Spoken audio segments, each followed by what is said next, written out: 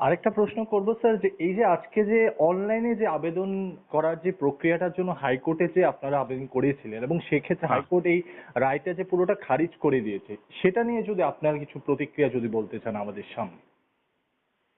হাইকোর্টের এই রায়কে ঠিক খারিজ এই শব্দে বোধহয় এটাকে আহ, বলা ঠিক হবে না।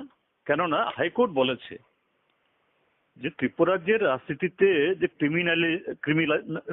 ক্রিমিনালাইজেশন পরিষ্কার বলেছে যে ক্রিমিনালাইজেশন ইন পলিটিক্স, তো স্বাভাবিক যে প্রেক্ষিতে আজকে শব্দটা ব্যবহার করেছে যে ত্রিপুরাজ্যে মানে ত্রিপুরাজ্যের রাজনীতি এক ধরনের ক্রিমিনাল পলিটিশিয়ানদের ক্রিমিনালাইজেশনের মাধ্যমে আজকে এটা পলিউটেড হচ্ছে, that is admitted by the court.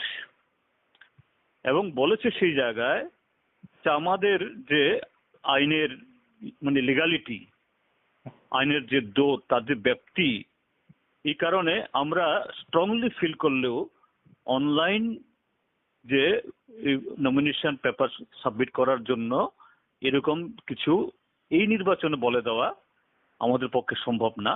But তারা এটা ফিল করেন যে এটা হওয়া উচিত, নির্বাচন কমিশনকে বলেছে তাদের অবজারভেশনে যে এটা আগামী দিনের জন্য ভাবতে হবে সরকারকে এবং কমিশনকে।